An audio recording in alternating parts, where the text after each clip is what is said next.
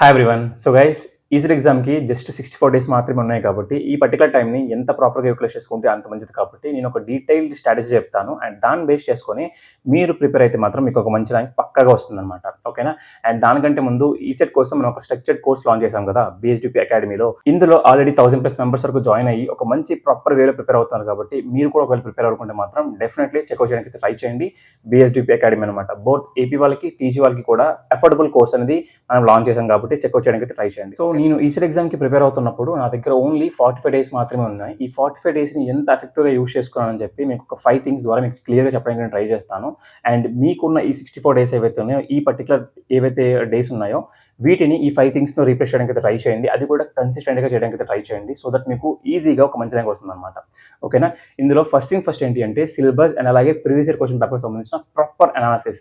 So ఇది చేయడం వల్ల ఏంటి అంటే ఫస్ట్ ఆఫ్ ఆల్ మీకు వీక్ టాపిక్స్ ఏంటి తెలుస్తాయి. అండ్ అలాగే మీరు స్ట్రాంగ్‌గా ఉన్న టాపిక్స్ ఏంటో తెలుస్తాయి అనమాట. అండ్ దీనివల్ల మీరు వీక్‌గా ఉన్న టాపిక్స్ ఏవైతే ఉన్నాయో ఈ టాపిక్స్ మీద ఎక్కువ టైం పెట్టడానికి మీరు ట్రై చేయాలన్నమాట. దట్ మీన్స్ ఫర్ ఎగ్జాంపుల్ మీరు ఏదైనా ఒక టాపిక్ చేస్తున్నారనుకున్నట్లయితే ఆ టాపిక్ సంబంధించిన ప్రాపర్ థింగ్స్ మీరు తెలుసుకోవాలి. ఫర్ ఎగ్జాంపుల్ ఆ టాపిక్ ఎందుకు వచ్చింది? ఆ టాపిక్ మనకి ఈసెట్ ఎగ్జామ్‌లో మోస్ట్ ఇంపార్టెంటా కాదా? అండ్ అలాగే దానికి సంబంధించిన ప్రీవియస్ ఇయర్ క్వెషన్ పేపర్స్ ఏమైనా ఉన్నాయా లేదా? అండ్ దానికి సంబంధించిన మాక్ టెస్ట్ అనేవి మనం రాయగలుగుతామా లేదని చెప్పి ఇలా ఎవ్రీథింగ్‌ని కూడా మీరు స్ట్రక్చర్డ్ ఫార్మాట్‌లో చేయడానికి అయితే ట్రై చేయాలన్నమాట. సో ఇలా చేస్తేనే మీకు ఈజీగా ఒక మంచి స్కోర్ రావడానికి ఛాన్స్ ఉంటుంది. ఓకేనా? సో ఇప్పుడు సిలబస్ సంబంధించిన ఏదైతే ప్రీవియస్ ఇయర్ క్వెషన్ పేపర్ సంబంధించిన అనాలిసిస్ ఎలా చేయాలని మీరు అడిగితే మాత్రం నేను చెప్పే ఒకే ఒక థింగ్ ఏంటి అంటే ఫస్ట్ థింగ్స్ ఫస్ట్ మీరు సిలబస్ సంబంధించిన డాక్యుమెంట్ ఏదైతే ఉందో రీసెంట్‌గా రిలీజ్ అయింది అది పెట్టుకోవడానికి ట్రై చేయండి. అండ్ 2025 టు 24, 23, 22, 21, 20 పేపర్స్ ఏవైతే ఉన్నాయో ఈ పేపర్స్ అన్ని కూడా పెట్టుకోవడానికి ట్రై చేయండి. సో ఇలా పెట్టుకుంటారు కదా! సో ఇప్పుడు ఫస్ట్ చేయాల్సింది ఏంటి అంటే అసలు ఈ పర్టిక్యులర్ టాపిక్ అనేది దీనికి సంబంధించింది ప్రీవియస్ ఇయర్ క్వెషన్ పేపర్స్‌లో ఏదైనా క్వెషన్ వచ్చిందా లేదా అని చూడడానికి ట్రై చేయండి. అలా చూస్తే మీకు ఫుల్ క్లారిటీ వస్తుంది. ఓకే, ఈ పర్టిక్యులర్ క్వెషన్ అనేది చాలా ఇంపార్టెంట్ కాబట్టి ప్రీవియస్ ఇయర్ క్వెషన్ పేపర్స్‌లో అడిగాడు కాబట్టి. ఓకేనా? సో ఇప్పుడు సిలబస్‌లో ఒక 10 టాపిక్స్ 20 టాపిక్స్ ఉన్నట్లయితే మాత్రం మీరు previous year question papers analysis చేసిన తర్వాత మీ దగ్గర ఓన్లీ 5-7 టాపిక్స్ మాత్రం ఉంటాయన్నమాట. ఆ టాపిక్స్‌ని త్వరగా చూడడానికి అయితే ట్రై చేయండి. అలా చేయడం వల్ల ఏంటి అంటే మీకు ఇందులో ఏవైతే 20 టాపిక్స్ ఉంటాయో ఆ 20 టాపిక్స్ కూడా మీకు ఇంపార్టెంట్ కాకపోవచ్చు. ఓకేనా? సో ఇప్పుడు కూడా గుర్తుపెట్టుకోండి మనకి ఎప్పుడు కూడా 20% ఆఫ్ క్వెషన్స్ మాత్రమే వస్తాయి. మొత్తం 100% ఆఫ్ ఏవైతే సిలబస్ ఉందో అందులో 20% ఆఫ్ క్వెషన్స్ మాత్రమే మోస్ట్ ఇంపార్టెంట్ అనమాట. ఓకేనా?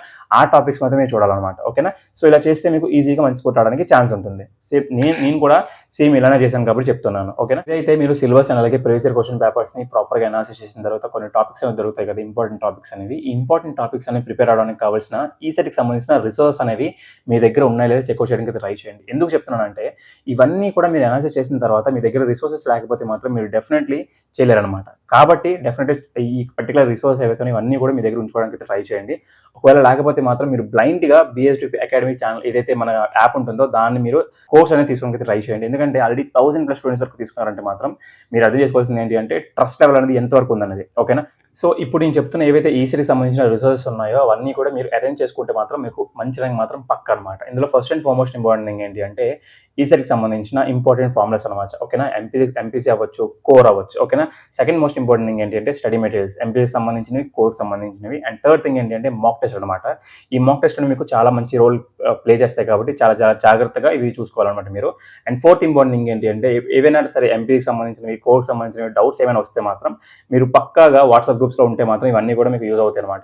లైక్ డౌట్స్ ఏమైనా వస్తే అవి రిజల్యూషన్ అవుతాయన్నమాట.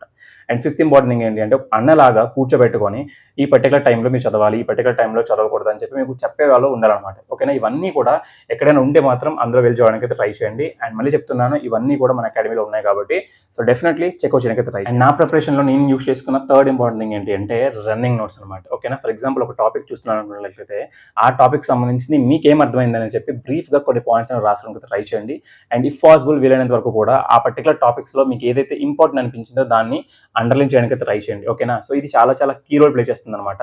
సో ఎందుకు చెప్తున్నానంటే ఒక పర్టిక్యులర్ సబ్జెక్ట్ అనేది దానికి సంబంధించిన టెక్స్ట్ బుక్ అనేది ఇంత లావుగా ఉంటుందన్నమాట. సో మీరు at the end of the day అంతటిని కూడా మీరు రాసుకున్న తర్వాత మీ దగ్గర ఉండేది చాలా తక్కువ అమౌంట్ ఆఫ్ పేజెస్ అనమాట. ఓకే, మీరు ఎగ్జామ్‌కి వెళ్ళే ముందు ఒక రోజు కూర్చొని నీట్‌గా అవన్నీ కూడా రివైజ్ చేసుకుంటే మాత్రం మీరు ఈజీగా మంచి స్కోర్ చేయడానికి అయితే ట్రై చేస్తారు. నాకైతే మాత్రం రన్నింగ్ నోట్స్ అనేది చాలా చాలా చాలా యూజ్ అయింది కాబట్టి నేను మీకు చెప్తున్నాను. ఎవరైతే స్టూడెంట్స్ ఒక మంచి ర్యాంక్ కొట్టాలనుకుంటున్నారో ఏవైతే ముందు చెప్పిన పాయింట్స్ ఏవైతే వాటితో పాటు రన్నింగ్ నోట్‌ని కూడా ప్రాపర్‌గా యూటిలైజ్ చేసుకోవడానికి ట్రై చేయండి. ఓకేనా? సో ఇది మాత్రం చాలా ఇంపార్టెంట్ అనమాట. ఓకేనా?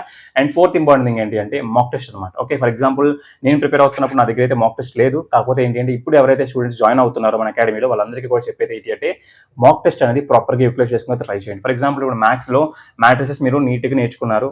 పక్కాగా వచ్చు అనుకుంటున్నారు. కాకపోతే ఏంటి అంటే మాక్ టెస్ట్ ఏదైతే రాస్తున్నారో అక్కడ మీకు మార్క్స్ రావట్లేదు.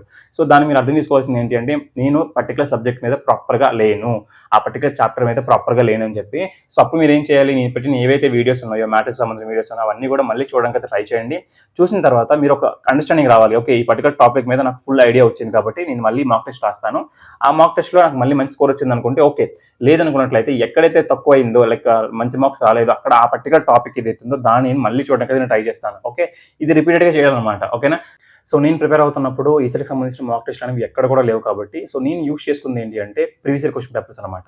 సో నేను రాసింది 2022లో కాబట్టి 2018 నుండి 2021 వరకు ఏవైతే పేపర్స్ ఉన్నాయో ఈ పేపర్స్ అన్నిటిని కూడా ప్రాపర్‌గా అనాలిసిస్ చేయడం వల్ల నాకు కంప్లీట్ ఎడ్జ్ దొరికింది. సో దాన్ని బేస్ చేసుకొని నేను ప్రిపేర్ అవుతూ వచ్చాననమాట. ఓకేనా. ఒకవేళ మీకు కూడా ఒకవేళ ఈ చాయిస్ కావాలనుకుంటే మాత్రం మాక్ టెస్ట్ అనేవి డెఫినెట్‌లీ మీరు యూజ్ చేసుకోవడం అయితే ఛాన్స్ ఉంటుంది కాబట్టి యూజ్ చేసుకోవడానికి ట్రై చేయండి. ఎవరైతే మన అకాడమీలో జాయిన్ అయ్యారో వాళ్ళకి మళ్ళీ చెప్తున్నాను.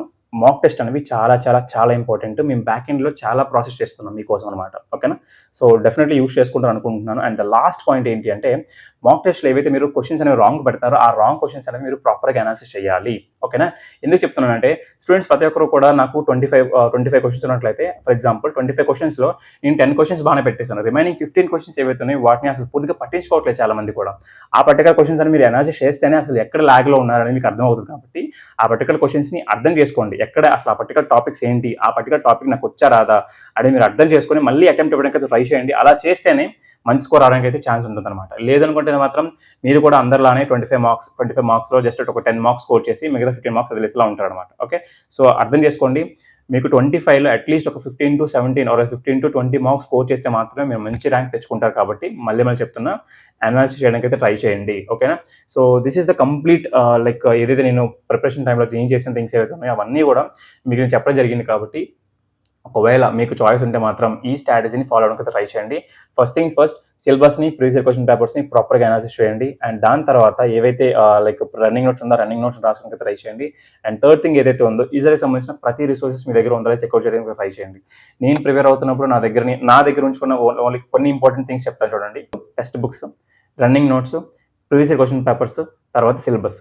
This is the my complete preparation అనమాట. ఓకేనా. సో మీ దగ్గర ఎవరైతే స్టూడెంట్స్ ఇప్పుడు మన దగ్గర తీసుకున్నారో వాళ్ళందరి దగ్గర అన్నీ ఉన్నాయి కాబట్టి అన్ని థింగ్స్ ఉన్నాయి కాబట్టి వాటిని ప్రాపర్గా యూటిలైజ్ చేసుకోండి. That's it. ఎవరైతే తీసుకోలేదో డెఫినెట్లీ వాళ్ళకి చెప్తుంది ఏంటి అంటే మేక్ షూర్ దట్ మీరు ఒకవేళ బిఎస్డిపి అకాడమీలో తీసుకుంటే మాత్రం మీ దగ్గర ఒక హోప్ ఉంటుంది. అది మాత్రం నేను చెప్పగలుగుతాను. ఓకేనా. ఫైనల్ థింగ్ ఏంటి అంటే మాక్ టెస్ట్ అనేది రాస్తున్నప్పుడు ప్రాపర్గా అనాలిసిస్ చేయడానికి ట్రై చేయండి ఏవైతే రాంగ్ క్వశ్చన్స్ ఉన్నాయో. ఓకేనా. ఐ హోప్ నేను చెప్పింది మీరు చేస్తారు అనుకుంటున్నాను. ఒకవేళ చేస్తే మాత్రం మీకు డెఫినెట్లీ ఒక మంచి ర్యాంక్ వస్తుంది. ఓకేనా. So thank you so much for watching. జై హింద్.